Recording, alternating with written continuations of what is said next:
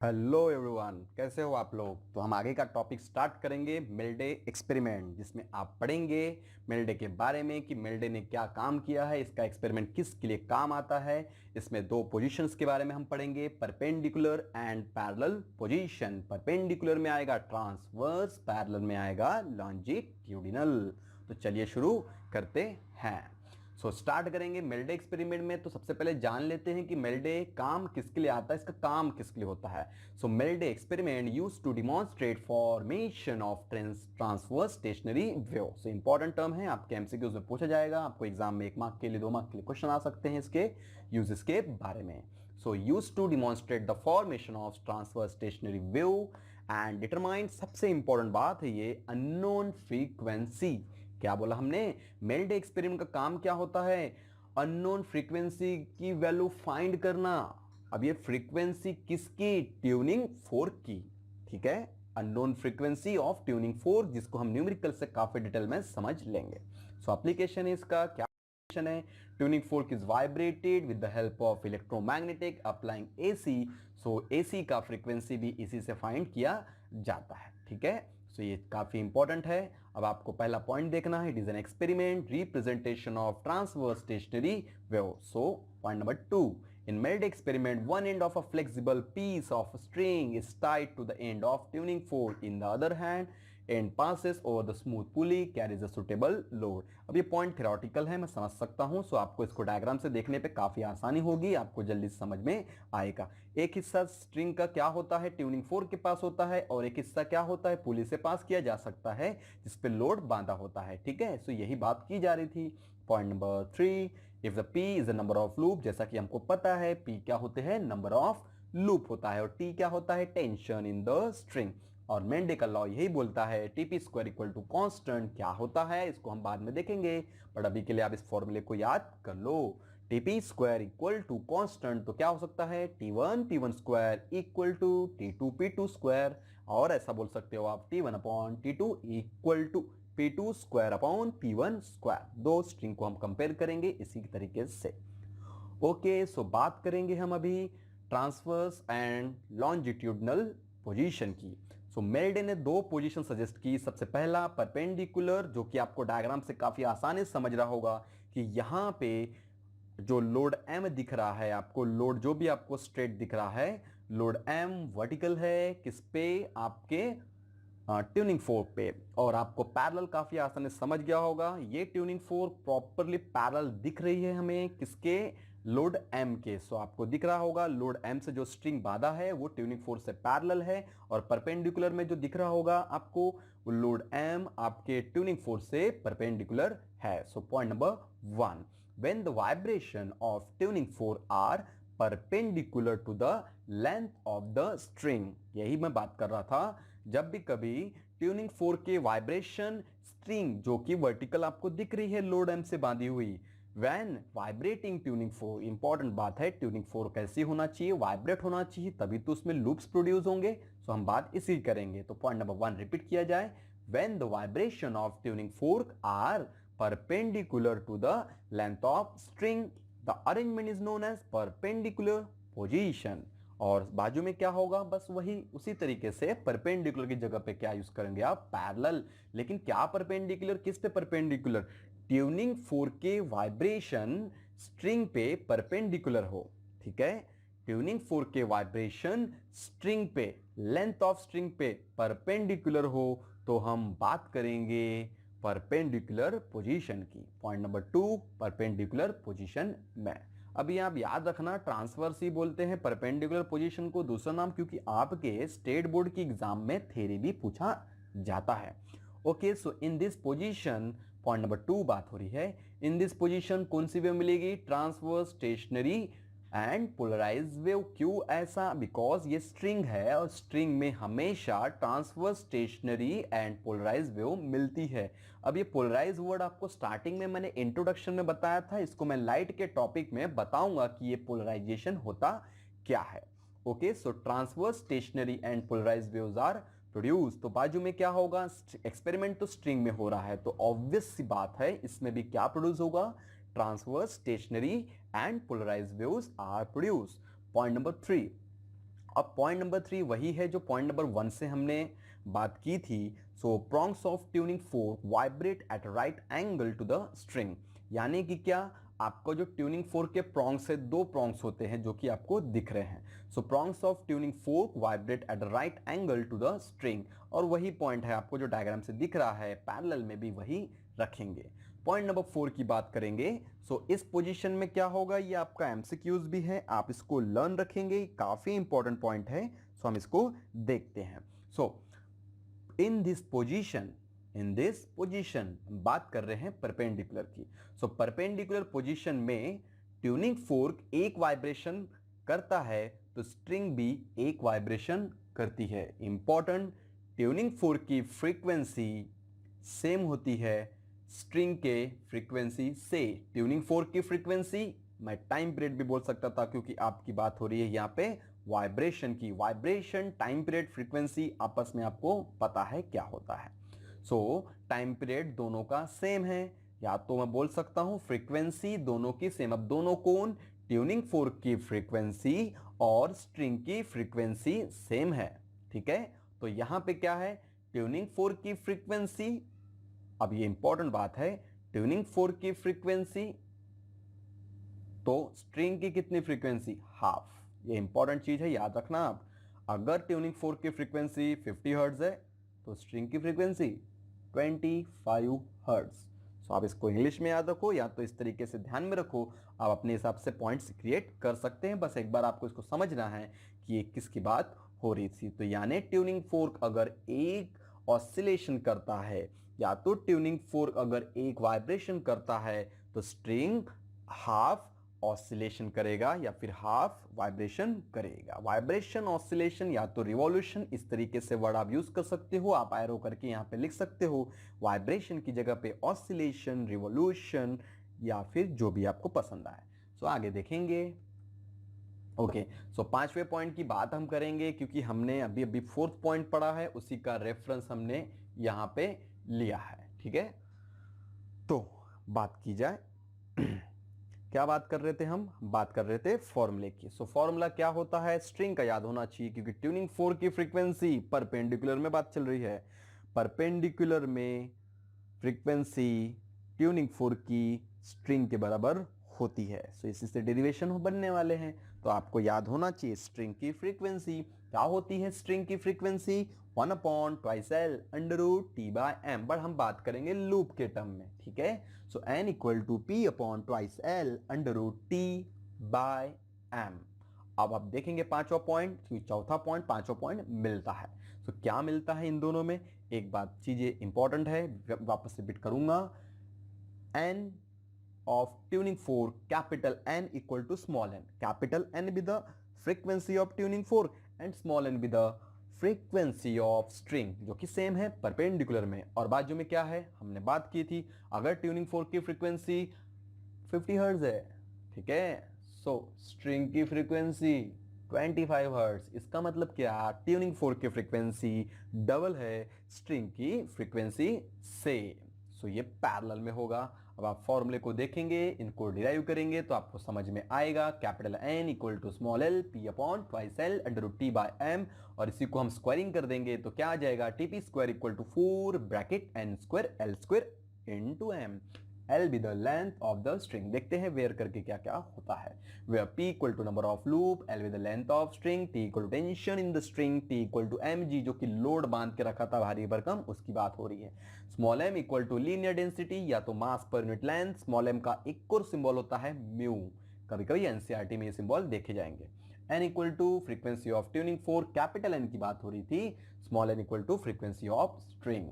सो ये पॉइंट आपको समझ गए होंगे। आई होप कि आपको ये टॉपिक समझ में आया होगा। सो यहाँ पे एक और चीज है कि ये परपेंडिकुलर का टीपी स्क्वायर और पैरेलल का टीपी स्क्वायर में रिलेशन क्या होता है, तो आपको दिख गया होगा। मैथमेटिकल टर्म है, काफी आसानी से आपको समझ में आ जाएगी, आप बाजू में कंपेयर कर सकते हो। तो यहाँ पे फॉर्मूले के साथ में कुछ थ्योरी पॉइंट है, जो कि पॉइंट नंबर 6 से आ रहा है। यहाँ पे हमको फॉर्मूला याद करना है ताकि हमको डायरेक्टली प्रोपोर्शनल और इनवर्सली प्रोपोर्शनल की बातें समझ में आ जाए। सो आपको याद क्या करना है, आपको याद करना है फॉर्मूला। ओके, सो हाँ, तो बात हम करेंगे स्ट्रिंग की फ्रीक्वेंसी परपेंडिकुलर में डबल होती है पैरेलल के कंपैरिजन में। अगर स्ट्रिंग की फ्रीक्वेंसी परपेंडिकुलर में 100 है तो पैरेलल में 50 हर्ट्स, यानी कि फ्रीक्वेंसी में शॉर्टकट को, ये पॉइंट नंबर 6 तो पूरा शॉर्टकट है। इसमें कितने पॉइंट है पॉइंट नंबर 6 में? 1 2 3 4 5, 5 पॉइंट आपको दिया गया है पॉइंट नंबर 6 में। तो मैं पहला पॉइंट इसमें रीड कर रहा हूं, पॉइंट नंबर 6 में पहला arrow, frequency of string in perpendicular position is equal to twice या तो double frequency of string in parallel position. अब हम लूप की बात करेंगे, सिमिलरली है लूप, तो हम टाइम पीरियड की बात कर लेते हैं। कैपिटल टी याद रखिएगा, यहाँ पे टाइम पीरियड है जो कि रेसिप्रोकल ऑफ फ्रीक्वेंसी है। सो क्या होगा, time in perpendicular position, time period in perpendicular position is half of time period in parallel position. बाकी क्या आप कर लेंगे। अब हम बात करेंगे पॉइंट नंबर 7 की। ये बात हो रही है ये बीम बैलेंस की, जो कि मास मेजर करने के काम आता है। बीम बैलेंस यानी तराजू, सिंपल से वर्ड में अगर बात करें तो आपको डायग्राम भी मैंने यहाँ पे अवेलेबल करा के दी है ताकि आपको चीजें अच्छे से समझ में आए। तो आप देख सकते हैं यहाँ पे लेफ्ट पैन खाली है, कोई वजन नहीं रखा है उसके ऊपर। सो लेफ्ट पैन का मास एम हो है। अब दोनों पैन तो सेम ही रहेंगे यहाँ पे, ठीक है। अब कोई चीटिंग का कोई चांस ही नहीं है यहाँ पे कि आप दोनों पैन का मास अलग अलग रखो, कोई लोहा चुंबक लगा के रखो, ऐसा कुछ होने वाला तो नहीं है। हमको यहाँ पे पढ़ना है सिंपल सी थ्योरी। ओके, सो हाँ, लोहा चुंबक यानी मैग्नेट की बात कर रहा था। ओके, आगे बढ़ेंगे। लेफ्ट पैन का मास एमओ और राइट पैन का मास भी एमओ। अब ये क्या है, ये खाली है, सिर्फ तराजू का जो पैन होता है ना, पैन का मास है ये। MO be the left pan का mass and MO be the right pan का मास, दोनों का मास सेम है, दोनों पैन का मास सेम है ताकि प्रॉपर बैलेंस हो। ओके, सो हमने पढ़ा है TP square equal to constant, Q constant है, आपको पता है क्या बात है यहाँ पे। हाँ, बात ये है कि यहाँ पे जो एल होगा सेम रहेगा, आपके लेंथ कम ज्यादा नहीं करेंगे। लेंथ इज कांस्टेंट और मटेरियल कांस्टेंट, वो वायर सेम है, यानी स्मॉल एम सेम रह गया, एल भी सेम रह गया, तो मिला क्या, TP square equal to constant, frequency भी सेम रहेगी। ठीक है, so TP square equal to constant आप ध्यान में रखेंगे, ये चीजें काफी आसान है। TP square equal to constant, so क्या होगा, T1 P1 square equal to T2 P2 square. So आपको दिखा होगा टेंशन इंक्रीजेस लूप डिक्रीजेस। ठीक है, और बाकी का डेरिवेशन है। अगर मैंने एक जगह लोड रखा M1 और एक जगह रखा M2, तो टेंशन पहले वाले में क्या हो जाएगा, अब टेंशन mg नहीं होगा, m1g नहीं होगा, उसमें पैन का मास भी जुड़ जाएगा, तो mo plus m1 bracket complete into g, ऐसा आएगा टेंशन।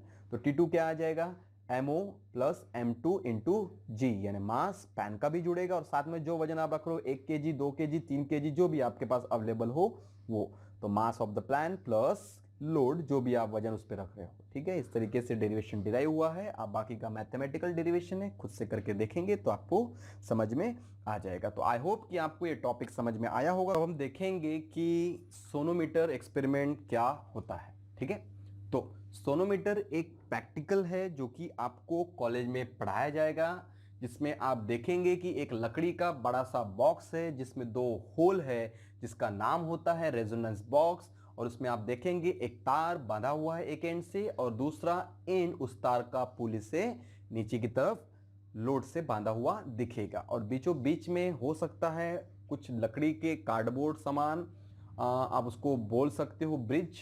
ठीक है, इस तरीके से रखे हो। अब आपको ये डायग्राम में दिख जाएगा, आपको समझ में आ जाएगा। अगर आप कॉलेज में देखोगे, इसको परफॉर्म करोगे तो और अच्छे से क्लियर हो जाएगा। फिलहाल कि हम थ्योरेटिकल इसको देख लेंगे कि ये है क्या, इसका काम क्या होता है, और ये राइडर क्या है। राइडर एक कागज का टुकड़ा है जिसमें फ्रीक्वेंसी ज्यादा होने पर ये अपने आप नीचे गिरता है। फ्रीक्वेंसी मतलब एम्पलीट्यूड ज्यादा होने पर, फ्रीक्वेंसी ज्यादा होने पर, जो कि रेजोनेंस ऑकर होने पर।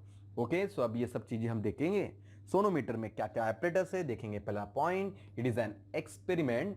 क्या करता है एक्सपेरिमेंट, क्या क्या एपरेटस होते हैं इसमें। सो नंबर 1, ये प्रोड्यूस करता है, it is an apparatus used to produce resonance. मैंने अभी अभी बात की थी, एम्पलीट्यूड मैक्सिमम ज्यादा होना, एम्पलीट्यूड का फ्रीक्वेंसी का ज्यादा होना, रेजोनेंस ऑकर होना। ठीक है, सो जब भी कभी एम्पलीट्यूड मैक्सिमम होगा, सो क्या ऑकर होगा, एम्पलीट्यूड के मैक्सिमम होने पे रेजोनेंस ऑकर होता है जिसमें फ्रीक्वेंसी क्या होती है, सेम होती है। अब यहाँ पे किसकी फ्रीक्वेंसी सेम होगी बात कर लेंगे, ठीक है। सो ऑब्वियसली हम तब से बात कर रहे हैं ट्यूनिंग फोर्क और स्ट्रिंग की, तो यहाँ पे ऑब्वियस सी बात है ट्यूनिंग फोर्क और स्ट्रिंग की फ्रीक्वेंसी सेम होने पे रेजोनेंस ऑकर होगा। तो देखते हैं किस तरीके से। ओके, तो चलिए शुरू करते हैं। It is an, so point number 1 फिर से एक बार, it is an apparatus used to produce resonance matching frequency of tuning fork or any of sound with stretch vibrating string. Point number 2, it consists of hollow rectangular box of light wood. Important, it consists of क्या, hollow rectangular box of light wood. The experimental fitted on the box as shown in figure. So ये आपका दिख रहा होगा आप, ठीक है। So आगे बढ़ेंगे। The box serves the purpose of increasing the loudness of the sound produced by the vibrating wire. So box का यही पर्पस था कि जो साउंड हो थोड़ा ज़्यादा आया। भाई किस तरीके से ज़्यादा आता है ये आप प्रैक्टिकल में करेंगे तो आपको खुद से पता चल जाएगा। सो यहाँ पे आता है एक फॉर्मूला जो कि स्ट्रिंग में फ्रीक्वेंसी का फॉर्मूला है। आप याद कर लिया होगा आपने, मुझे पता है आप इतने समझदार हो, इतने अच्छे हो कि आपने फॉर्मूला अभी तक लर्न कर भी लिया होगा। सो क्या होता है फॉर्मूला, स्ट्रिंग में फ्रीक्वेंसी का n equal to 1/2L √T/m। अब P के टर्म में याद करना है तो P के टर्म में याद कर लो, न्यूमेरिकल तो लूप में भी पूछ सकता है। सो क्या, n equal to P/2L √T/m। सो यहाँ पे स्मॉल m आपको याद करना पड़ेगा। स्मॉल m पहले भी मैं बता चुका हूँ न्यूमेरिकल में। स्मॉल m क्या होता है, स्मॉल m होता है लीनियर डेंसिटी, जिसमें आता है small m equal to mass per unit length, और एक होता है small m equal to area into density, ठीक है। तो small m equal to m/L या तो small m equal to a into D, D की जगह पे रो ले सकते हो आप, ए रो बोल सकते हो। ओके, सो रेजोनेंस की बात करेंगे, बाकी सब डेरिवेशन है आप देख सकते हो। यहाँ पे आपने डिराइव किया है पॉइंट नंबर 4 को काफी ज्यादा, ठीक है। अब यहाँ पे एरिया क्या होगा, πr², क्योंकि स्ट्रिंग का जो वायर होता है सर्कुलर होता है। ओके, सो रेजोनेंस में हम आ जाते हैं वापस, क्योंकि पहला पॉइंट इसका और पांचवा पॉइंट इसका काफी मिलेगा, ठीक है। मैंने इसको पहले ही बता दिया है पांचवे पॉइंट को, बट एक बार रिपीट किया जाएगा। Okay, so when a vibrating tuning fork is placed on the box, ठीक है। जब भी कभी हम बॉक्स के ऊपर एक वाइब्रेटिंग ट्यूनिंग फोर्क रखेंगे, अब ये ट्यूनिंग फोर्क वाइब्रेट कैसी होगी, एक रबर का पैड होगा या फिर कोई हथौड़ा आपके पास होगा लकड़ी का कोई छोटा सा, क्योंकि ट्यूनिंग फोर्क को हमको क्या करना है, डिस्टर्ब करना है, वाइब्रेट करना है। सो हमने ट्यूनिंग फोर्क को क्या किया, हैमर किया रबर पैड पे, तो ट्यूनिंग फोर्क वाइब्रेट होना चालू हो गई, और वही वाइब्रेटिंग ट्यूनिंग फोर्क हमने रख दिया उस बॉक्स के ऊपर। और जैसे ही हमने बॉक्स के ऊपर रखा और स्ट्रिंग, अब ये स्ट्रिंग आपकी स्ट्रेच लगी हुई है और यहाँ पे दो ब्रिज बीच में लगे हुए हैं, और दो ब्रिज के बीच में आपने रखा कागज का टुकड़ा जिसको आप राइडर बोल रहे हो। तो होता क्या है, जैसे ही वाइब्रेटिंग ट्यूनिंग फोर्क को आप उस बॉक्स पे रखोगे तो कागज का टुकड़ा क्या होता है, नीचे गिर जाता है, तब जाके रेजोनेंस ऑकर होता है। ऐसा प्रैक्टिकल में सिखाया जाता है। फिलहाल ये थ्योरी है, यहाँ पे एनिमेशन भी अवेलेबल नहीं है, तो आपको ये प्रैक्टिकल कॉलेज में करने के बाद सच में दिखेगा कि हाँ इस तरीके से रेजोनेंस होता है। फिलहाल आप इस थ्योरी को याद करेंगे कि रेजोनेंस ऑकर कैसे होता है। When a vibrating tuning fork is placed on the box and if the length between the bridges is properly adjusted, ये लेंथ भी एडजस्ट करना पड़ता है, प्रैक्टिकल में डिटेल में सिखाया जाएगा। सो क्या होगा, फोर्क का फ्रीक्वेंसी स्ट्रिंग के फ्रीक्वेंसी के बराबर हो तो rider is thrown off the wire. Simple सी बात है, जब रेजोनेंस ऑकर होता है तो दो फ्रीक्वेंसी आपस में इक्वल होती है, एम्पलीट्यूड मैक्सिमम होता है। सो रेजोनेंस को एरो करके आप लिख लेंगे एम्पलीट्यूड मैक्सिमम। राइडर मतलब वो कागज का टुकड़ा ही रखा जाता है, सिंपल सी चीजें हैं। ओके, सो इसी फॉर्मूले को याद करते हुए हम लॉज ऑफ स्ट्रिंग भी याद कर लेंगे, जैसा कि फॉर्मूला मैंने वापस रिपीट लिखा है, n equal to 1/2L √T/m।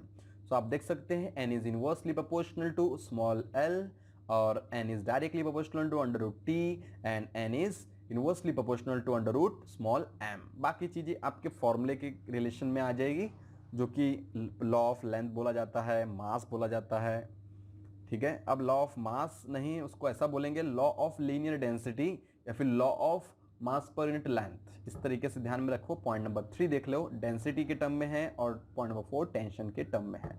ये चारों लॉ, फिलहाल तो दो ही लॉ आपके एग्जाम्स में प्रैक्टिकल में आते हैं, मैं प्रैक्टिकल की बात कर रहा हूँ, ठीक है। सो प्रैक्टिकल में लॉ ऑफ लेंथ आपको पढ़ाया जाएगा, लॉ ऑफ टेंशन आपको पढ़ाया जाएगा, क्योंकि आप वायर की लेंथ कम ज़्यादा कर सकते हो, राइडर को पास में ब्रिजेस को पास में लेकर, ठीक है, ब्रिजेस को दूर लेकर, इस तरीके से लेंथ एडजस्ट हो जाएगी आपकी। प्रैक्टिकल में आपको पढ़ाएंगे, हमने तो अपने ज़माने में इस प्रैक्टिकल को किया था, आप भी करिएगा, ठीक है। और लॉ ऑफ टेंशन भी आपको कॉलेज में प्रैक्टिकल में पढ़ाया जाएगा। टेंशन किस तरीके से, जो आपको tension T equal to mg दिख रहा है यहाँ पे, 5 kg, 4 kg, 3 kg, ऐसे टेंशन को कम ज़्यादा करेंगे, यानी कि वजन जो होगा आपका W इक्वल टू mg, वो कम ज़्यादा करके टेंशन प्रोड्यूस किया जा सकता है, ठीक है। सो इस तरीके से आपको पहला और फोर्थ पॉइंट कॉलेज के प्रैक्टिकल में काफ़ी डिटेल में पढ़ाया जाएगा। अब बात होती है पॉइंट नंबर 2 और point number 3, law of mass and law of density. ये कॉलेज में ना ही मतलब नहीं पढ़ाया जाता है, मुझे पता है, हमारे तो कॉलेज में नहीं पढ़ाया था, क्योंकि वायर का मास अलग, मतलब वायर का मास अलग अलग नहीं हो सकता है, और वायर यूनिफॉर्म होता है, एक जैसी उसका एरिया, ठीक है, और वायर का मटेरियल भी सेम होता है। तो 10 बार ये सब चीज़ें चेंज नहीं होती, एक बार जो वायर ले लिया वो बार बार चेंज नहीं होता है, वायर हमेशा के लिए वही यूज़ होता है। इससे क्या पता चलता है, इससे वायर का लीनियर डेंसिटी सेम रहेगा, ठीक है, और जो भी है आपका स्मॉल m वाली टर्म नहीं आएगी। Law of length and law of tension practical में आपको पढ़ाया जाएगा। फिलहाल के लिए लॉज ऑफ स्ट्रिंग इतना ही, तो आज के लिए इतना ही, बाकी नेक्स्ट टाइम। Thank you.